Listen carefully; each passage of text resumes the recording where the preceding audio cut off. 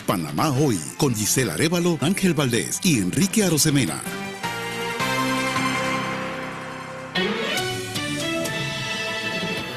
Entrevista de actualidad, Panamá Hoy.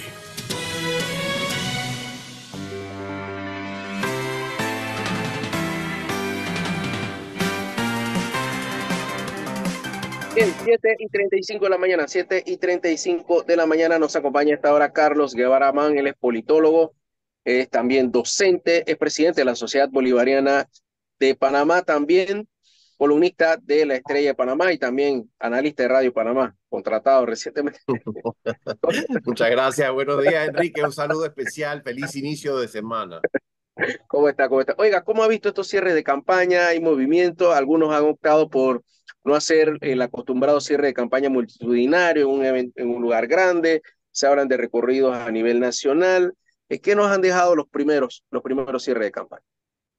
Como es de esperar, Enrique, porque nadie va a hacer un cierre de campaña donde donde no hay concurrencia, como es de esperar, han sido concurridos. La clave está en determinar quiénes van voluntariamente, quiénes van de forma entusiasta para apoyar a un candidato, a una opción política, y quiénes van a cambio de alguna promesa o alguna prebenda o algún donativo o algún pago, para decirlo directamente, algún pago, porque para nuestra desgracia y lamentablemente la política panameña está sumamente mercantilizada, se cometen violaciones a la ley eh, consuetudinariamente al hacerse pagos a los electores, a los votantes, a los ciudadanos para que apoyen una u otra opción política. Y eso no es solamente en los cierres de campaña. Yo he recibido informes de algunas campañas que para inflar sus números de aparentes personas que la respaldan, pagan a quienes asisten, les dan dinero en efectivo, les prometen un alimento, les prometen una comida, les brindan el transporte gratuito y ese tipo de prácticas que en realidad es algo que sucede aquí desde tiempo inmemorial, desde que yo tengo uso de razón, aquí hay ese tipo de, de actuaciones, pero se mantienen a ciencia y paciencia de un tribunal electoral que cada vez está, eh, para decirlo de una manera moderada, Enrique, cada vez está más debilitado. A mí me preocupan nada más que para cambiar eh, brevemente o para hacer el comentario, porque me parece que es importante que se haga, me preocupan eh, todos los riesgos que hay en el proceso electoral, que son de todo tipo. Uno de los diarios de hoy trae un reportaje sobre las posibilidades de alteración en los procesos electrónicos, los procesos de informática y de cómputo del Tribunal Electoral. Yo creo que eso es sumamente preocupante. Obviamente que cualquiera que esté adscrito a los medios electrónicos corre ese riesgo porque ahora abundan los hackers, ahora abundan los que interfieren en estos procesos y los adulteran con fines criminales, con fines abiertos, eso lo sabemos, pero Enrique, cuando hay semejantes presupuestos a los que tiene acceso el Tribunal Electoral, por tantos años, por tanto tiempo, uno se imaginaría que están mejor preparados para enfrentar este tipo de situaciones y para garantizar una verdadera transparencia y una tranquilidad al pueblo panameño, Enrique, pero ya digo, he leído con preocupación reportajes que hay en el diario La Prensa esta mañana sobre las posibilidades de que haya interferencia, digámoslo así, con los procesos electorales de los procesos de informática, procesos los procesos electrónicos del Tribunal Electoral.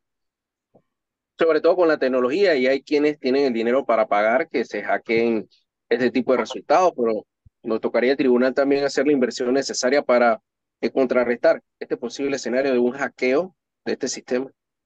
Creo que lo menos que tienen que hacer es salir a tranquilizar a la población, porque el problema que hubo en días pasados, Enrique, de la suspensión del voto electrónico porque habían detectado algunas irregularidades, después una papeleta que se utilizó para la votación adelantada, que había omitido una candidatura en una casilla. Bueno, francamente, Enrique, nosotros, los panameños tenemos la sensación de que estas situaciones, estas irregularidades se habían superado. Entonces, a uno le queda la suspicacia con toda razón. A uno le queda la Claro. suspicacia si es que no hay alguna manipulación, no hay alguna conspiración, más allá de manipulación, sino hay alguna conspiración detrás de todos estos supuestos aparentes problemas para aparentes o reales problemas, si no existe una conspiración detrás de todo esto para imponer algún candidato. O sea, ese es el pensamiento normal que hay, porque en Panamá, como en otras partes, hay una historia de fraudes. Aquí los fraudes comenzaron cuando comenzaron las elecciones. Y las elecciones, como lo comentamos la vez pasada, la semana pasada, las elecciones comenzaron aquí hace 200 años. Desde antes de que Panamá se independizara, comenzaron las primeras elecciones bajo la Constitución de Cádiz, en la Constitución de la Monarquía Española adoptada en 1812. Entonces, desde entonces hay elecciones. Y desde que hay elecciones, hay trampas y hay fraudes. A medida que se amplía el sufragio, ¿qué quiere decir eso? Quiere decir que a medida que más personas se van incorporando al cuerpo de electores, más fraude hay, más posibilidades de fraude hay. ¿Ves? Entonces, esto es algo que vemos a lo largo de la historia. Pero usted mencionaba eso del llamado a tranquilizar o a la confianza. Hasta ahora ninguno de los tres magistrados o no se hizo una conferencia de prensa y no hay una explicación concreta de lo ocurrido ni de lo que puede ocurrir o cómo combatir ese escenario que plantea hoy el diario La Prensa, que es una realidad que no se puede negar. Entonces nadie ha salido a decirle a los panameños en una conferencia de prensa o de manera ordenada, oiga, tranquilo, esto es lo que nosotros tenemos, no va a haber fraude o vamos a tratar de mitigar, porque como bien usted lo dice, pues al final el hackeo pues es un tema bastante complicado de combatir, ¿no? Es complicado, por supuesto que es complicado, pero hay medidas que se pueden tomar. No es mi área, no es mi área profesional, no es mi área de trabajo. Yo uso la computadora, pero más allá de eso, sigo las medidas de seguridad que se imponen en la universidad, sigo las medidas de universidad que imponen los bancos y demás para utilizar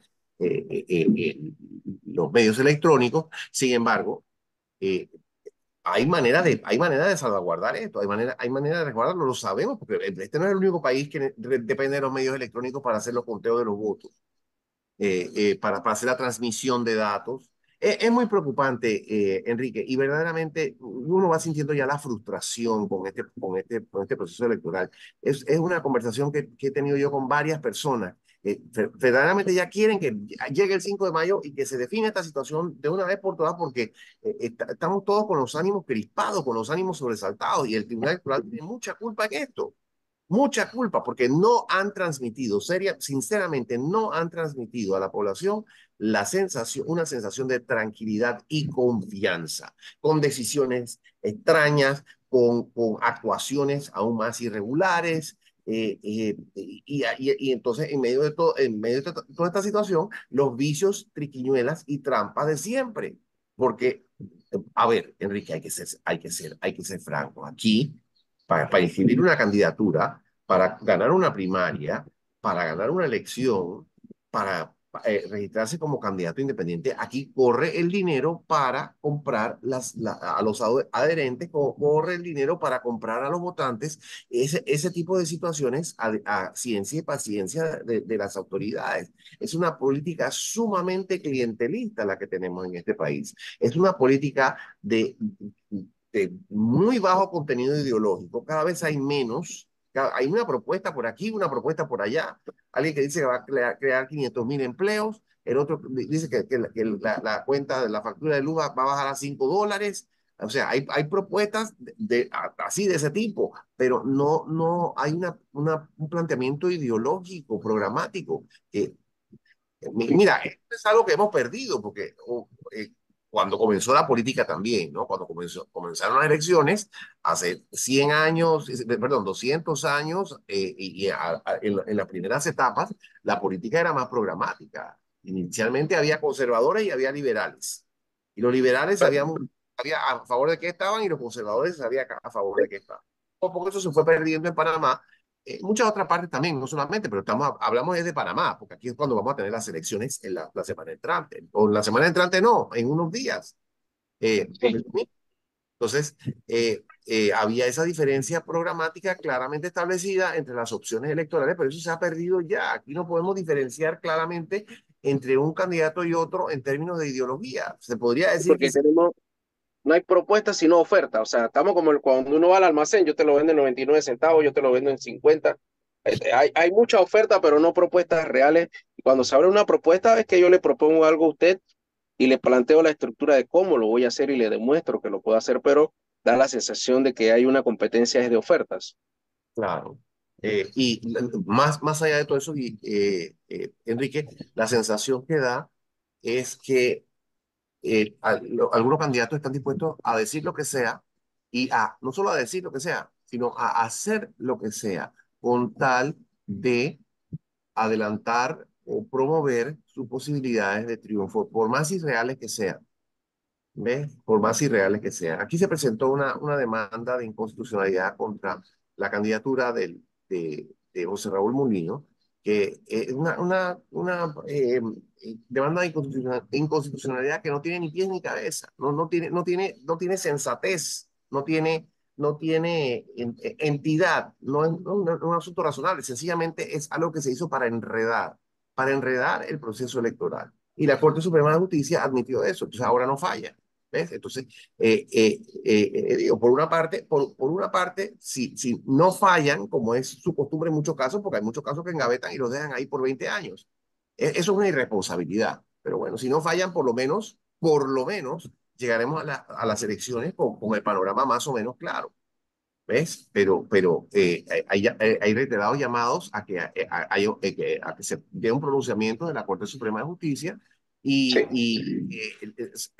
a mi juicio, yo no soy jurista, pero sí soy politólogo. Nosotros tenemos herramientas de la ciencia política para entender estas situaciones claramente, más allá de lo jurídico, porque hay quienes dicen, bueno, es que todo ciudadano tiene derecho a presentar una demanda, todo ciudadano tiene derecho a recurrir a la justicia. Sí, efectivamente que sí lo tiene, pero lo que está mal es que se haga para entorpecer la situación, que se haga para enredar la situación, que se haga con fines aviesos, que no son fines democráticos, que no son fines eh, que propenden al bien común. Vamos a decirlo de esa manera. La única razón de esa demanda era enredar el panorama. Aquí había Ahora, Sí, adelante. no, el escenario a futuro, ¿cree usted que el que logre ganar llegue a 30%? Se habla de un 28, 25%, son 8 candidatos. Y se habla mucho de que se va a dividir el voto, señala mucho a Ricardo Lombana y a Martín Torrijos, que pueden ser las figuras que estén dividiendo el voto en estas elecciones. Sí, es difícil vaticinar y es otra cosa que nos enseñan a los politólogos desde el principio, a no vaticinar, a no hacer predicciones. Existe mucha tentación entre las personas que se dedican al análisis político de hacer predicciones.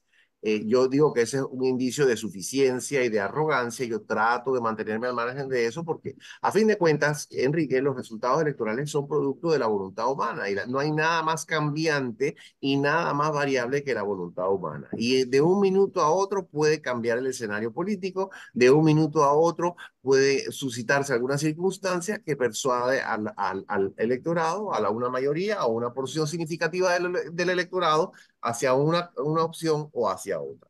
Yo creo que todo indica que, a ver, esta deducción es simplemente aritmética, ni siquiera matemática, es aritmética, una deducción simplemente aritmética. Si hay 8 candidatos, evidentemente el voto se divide. Así es que, ¿qué indica eso? Que quien gane la elección probablemente no gane con un porcentaje abrumador. Si vemos en el pasado, remontémonos eh, 30 años, a 1994. En aquel momento había, si no me equivoco, si la memoria no me falla, había 7 candidatos. ¿Con cuánto ganó Pérez Valladares? En aquel momento ganó con 33, ¿verdad? Que es un porcentaje bajo. Sí. Y es una de las razones por las cuales yo insisto que aquí hay que introducir una segunda vuelta, porque no es posible que alguien gane con ese porcentaje. Pero en fin, esa no es la discusión en este momento. La pregunta es, con cuánto podría ganar alguien la elección, ¿verdad? Entonces, si son 8 candidatos, en aquel momento eran 7, el que ganó, ganó con un porcentaje bajo. Pensemos en 2019, hace 15, perdón, 2009, hace 15 años, había 3 candidatos. Los 3 candidatos eran Martinelli, Balvin Herrera y Guillermo Entara Calimani, que paz descanse. Martinelli ganó con 60%. Entonces, evidentemente, cuando hay pocos candidatos, veamos la vez pasada. La vez pasada también hubo varios candidatos. La vez pasada, Sí, no recuerdo exactamente el número de candidatos, pero también hubo varios candidatos. era como 6-5. O sea, es una cosa así, sí. La opción que fue proclamada ganadora, lo que dijo el Tribunal Electoral es que había ganado una opción con el 33%. 31% que obtuvo con el PRD y 2% que obtuvo con Morirena, 33%. Entonces, evidentemente, a mayor número de candidatos, el porcentaje ganador es menor. Eso es obvio, eso es obvio. Entonces, ese bien podría ser el escenario en esta ocasión. Eh, eh, y yo creo que lo que hay que rescatar sobre el particular, eh, Enrique, es que es importante que la persona que gane la elección presidencial cuente con respaldo popular, sobre todo en una coyuntura tan delicada como la que tenemos en Panamá en estos momentos. Eh, el editorial de La Estrella de Panamá de hoy hace un recuento breve, porque es un editorial y no puede ahondar, pero un recuento breve de los principales problemas que tenemos por delante. Y conversaba yo ayer también con el corresponsal del Economist, que me llamó porque tiene un artículo en preparación, y hablábamos acerca de estos problemas. Entonces, aquí hay situaciones sumamente serias que tenemos por delante. Hay un endeudamiento escandaloso. ¿Cómo vamos a hacer frente a ese endeudamiento? Hay el problema del suministro de agua para el canal. Eso hay que resolverlo. Hay el problema de la caja de seguro social, que no tiene sostenibilidad. El programa de pensiones no tiene sostenibilidad. Hay una crisis de décadas, no de años, de décadas en el sistema educativo que cada vez está más degradado y deteriorado, lo mismo que el sistema de salud. Y así sucesivamente. Hay la corrupción que campea por todas partes, el órgano judicial que no cumple su función, todo eso contribuye a la mala imagen de Panamá en el extranjero y a que nos pongan en las listas cada vez que sale una lista.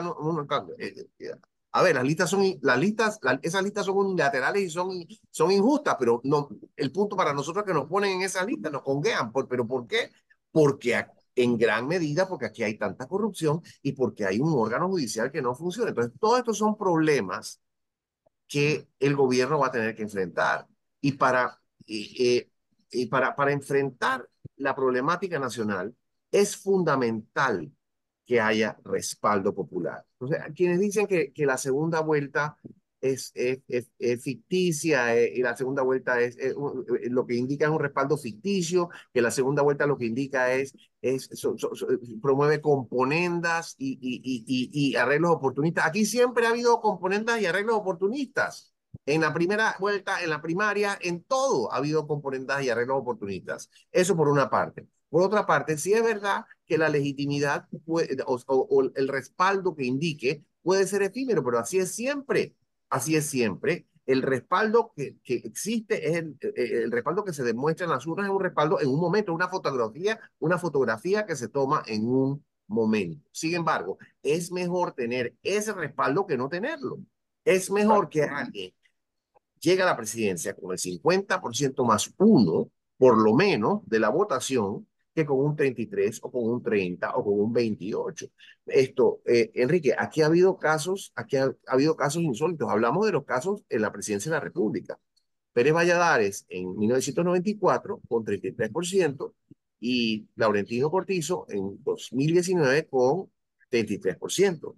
Pero en otras elecciones panameñas, otros cargos, ha habido porcentajes inferiores. El, Así. el alcalde de Colón llegó con 22%. A mí me parece que eso es insólito. O sea, que hay 88% de los que fueron a votar que no apoyaron esa opción y que no la apoyan. Ahora será menos del 22% que apoyan esa gestión que ha sido desastrosa. Entonces, eso hay que atenderlo, eso hay que corregirlo y seguir permitiendo que un presidente llegue con un porcentaje minoritario no le hace bien al sistema político de Panamá. Y ahora hay candidatos más fuertes, porque la que usted mencionaba con Ernesto Pérez Valladares, hay un montón de candidatos, pero hay opciones no digamos que son ganadores todos, pero que tienen un buen perfil. Y eso pues haría este porcentaje un poco más bajo, ¿no? Porque sí, antes había un montón, pero todos sabían que habían tres o dos favoritos. Sí, sí. Bueno, se parece quizás un poco a la de 1994 en el sentido que estaba Pérez Valladares de candidato del PRD y sus aliados. Estaba doña Mireya Moscoso, que también tenía y siempre la ponían, como dicen aquí en Panamá, detrás de la ambulancia. Y llegó de segunda con un margen mínimo de diferencia con Pérez Valladares, ¿no? Pero en fin, ella tenía según los resultados electorales, ella tenía posibilidades, no cabe la menor duda. En ese momento estaba el señor Blades y estaba el Contralor General, el ex Contralor General Rubén Darío Carles. Esas opciones parecían opciones fuertes en aquel momento y a ver, ¿qué consideramos una opción fuerte o una opción relevante? Vamos a decir no fuerte, pero relevante. Sí, Alguna que tenga un porcentaje mínimamente atractivo, ¿no? Entonces, eh, en esta ocasión hay algo parecido, Enrique, pareciera que hubiese una dispersión del voto con alguien que claramente está a la cabeza en todas las encuestas, sí, el candidato de RM y Alianza, en los sondeos que se hacen, en las encuestas que se han hecho, el resultado ha sido ese, que ha salido claramente a la cabeza, con otros que es lo curioso en esta ocasión, Enrique, es que sí, hay tres que se están peleando el segundo lugar. Eso es lo que pareciera, ¿no? En este momento, siendo lunes 29 de abril a 6 días de las elecciones. Como dije antes, las cosas pueden cambiar y pueden variar. El, claro, eh, pero porque la política es sumamente variable y depende mucho de la voluntad, de la voluntad individual, de la voluntad de las personas, ¿no? Entonces, es posible que haya existe esa posibilidad, pero las tendencias parece que están bastante marcadas. claro, La preocupación principal en este momento, lo digo con toda franqueza y con toda responsabilidad, Enrique, es que se emitan los votos con libertad y que se cuenten los votos correctamente. Parece mentira que estamos en esa situación de nuevo. Parece mentira, Enrique, porque nosotros creíamos que estas irregularidades habían sido superadas, pero ahora todo lo que vemos que ha sucedido en este proceso electoral, y encima de todo, las posibilidades o los riesgos de que haya algún chanchullo, es la palabra que utilizamos los panameños, ¿no? Chanchullo en el proceso de votación, de conteo de votos, es muy lamentable y muy desilusionante. listo. Oiga, muchas gracias, doctor Carlos Guevara Man, por compartir este análisis aquí con nosotros, aquí en Radio Panamá. Lo esperamos el domingo, entonces. Muchísimas gracias, que así sea. Cómo Gracias y que no, tengan una excelente semana. cómo no, buen día.